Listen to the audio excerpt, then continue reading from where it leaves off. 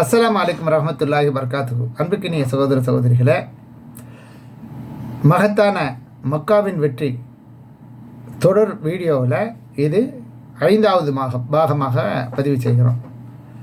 இதில் நபிகள் நாயகம் ஸல்லல்லாஹு அலைஹி வஸல்லம் அவர்கள் மக்காவுக்கு நுழைந்த உடனே காபாவில் உள்ள சிலைகளை எல்லாம் அகற்றப்பட்டு பிறகு அதற்குள் நுழைந்து தக்பீர் என்ற அல்லாஹு அக்பர் என்ற முழக்கத்தை முழிந்து விட்டு வெளியே வந்தார்கள்ங்கிறத பார்த்தோம். இப்போ புனித நகரின் புனித மீட்புரை, அந்த நகரை புனித நகரமாக்கி அதில் ஒரு உரை நிகழ்த்துறாங்க. அவைகளை இப்போது பார்ப்போம். நபி ஸல்லல்லாஹு அலைஹி வஸல்லம் அவர்கள் அல்லாவை புகழ்ந்து போற்றிவிட்டு, அல்லாவே மக்காவிற்கு புனிதத்தை வழங்கியவன், அதற்கு புனிதத்தை வழங்கியவர்கள் மனிதர்கள் அல்ல, அல்லாவையும் இறுதி நாளையும் நம்பக்கூடிய எவருக்கும் இங்கே இரத்தத்தை சிந்துவதோ இங்குள்ள மரத்தை வெட்டுவதோ அனுமதிக்கப்படவில்லை. அல்லாவின் தூதர் இங்கு போர் செய்ததினால் இதை பொது அனுமதி என்று யாரேனும் கருதினால் அல்லாஹ் தன் தூதருக்கு தான் அந்த அனுமதி வழங்கினான், உங்களுக்கு அனுமதி வழங்கவில்லை என்று கூறிவிடுங்கள். எனக்கு கூட பகலில் சிறிது நேரம் மட்டுமே இங்கு போர் புரிய அனுமதி அளிக்கப்பட்டது.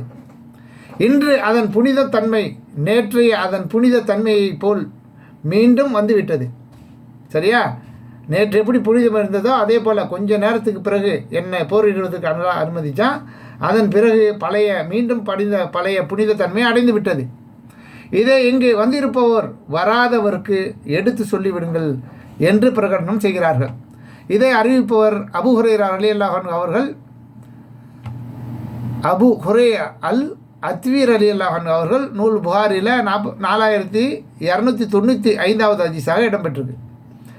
எல்லாம் வல்ல அல்லாஹ் இப்ராஹிம் அலைஹிஸ்ஸலாம் அவர்கள் எழுப்பிய அந்த ஆலயத்தை அவர்களது இரத்தமான ஏகத்துவ சந்ததியான முஹம்மது ஸல்லல்லாஹு அலைஹி வஸல்லம் அவர்களிடம் ஒப்படைத்தான்.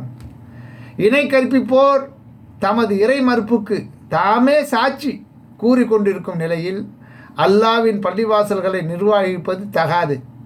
அவர்கள் செய்தவை அழிந்துவிட்டன, அவர்கள் நரகில் நிரந்தரமாக இருப்பார்கள்.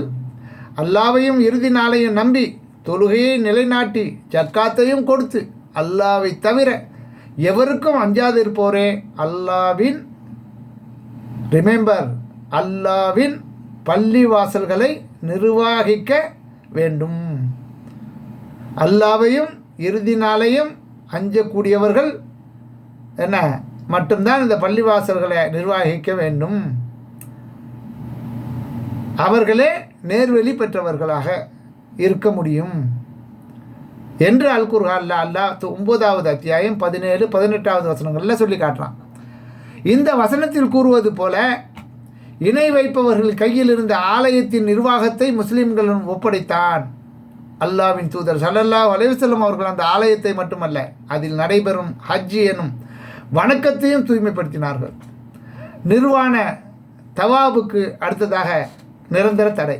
அபூ ஹுரைரா ரலியல்லாஹு அன்ஹு அவர்கள் கூறுகிறார்கள், விடைபெறும் ஹஜ்ஜிக்கு முந்தைய வருடம் நபி ஸல்லல்லாஹு அலைஹி வஸல்லம் அவர்கள் அபூபக்கர் ரலியல்லாஹு அன்ஹு அவர்கள் தலைமையில் மக்களை ஹஜ்ஜிக்கு அனுப்பி வைத்தார்கள். துல்ஹஜ் பிறை 10ஆம் நாள் எச்சரிக்கை, மக்களே எச்சரிக்கை, இந்த வருடத்திற்கு பின்னர் இணை வைப்பவர்கள் யாரும் ஹஜ் செய்யக்கூடாது, காபாவை நிர்வாணமாக தவாப் செய்யக்கூடாது என்பதை அறிவிப்பாக பிரகடனம் செய்தார்கள். இது புகாரில் 1622வது ஹதீஸாக இடம்பெற்றிருக்கு. இதை ஏற்கனவே ஒரு ஷார்ட் வீடியோவில் பதிவு செஞ்சுருக்கேன் இந்த ஹதீஸை. ஆக காபாவின் நிர்வாகத்தை கையில் எடுத்த அல்லாவின் தூதர் ஸல்லல்லாஹு அலைஹி வஸல்லம் அவர்கள் ஹஜ்ஜை தவிர அனைத்து வணக்கங்களையும் நிறைவேற்றியிருந்தார்கள். இப்போது அவர்களுக்கு முன் எஞ்சி இருந்தது ஹஜ் என்ற ஒரே ஒரு வணக்கம் மட்டும்தான். அதை ஹிஜ்ரி 10ஆம் ஆண்டு நிறைவேற்றி காட்டினார்கள்.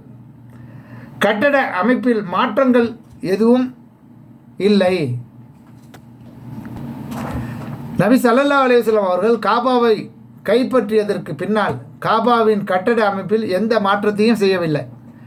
என்னிடம் அல்லாவின் தூதர் ஸல்லல்லாஹு அலைஹி வஸல்லம் அவர்கள், ஆயிஷா, உன் சமுதாயத்தர் இணை வைப்புக்கு நெருக்கமான காலத்தவர்கள் என்பது மட்டும் இல்லையாயின் காபாவை நான் இடித்துவிட்டு உயர்ந்திருக்கும் அதன் தளத்தை தரையோடு சேர்த்திருப்பது போல் ஆக்கியிருப்பேன்.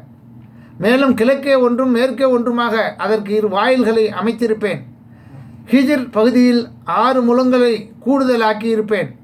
ஏனெனில் குறைசியர் காபாவை புதுப்பித்து கட்டிய போது அதை குறைத்து சற்று உள்ளடக்கி கட்டிவிட்டனர் என்றார்கள். இதை அறிவிப்பவர் ஆயிஷர் ரலியல்லாஹு அன்ஹா அவர்கள் நூல் முஸ்லீமில் 2588வது ஹதீஸாக இடம்பெற்றிருக்கு.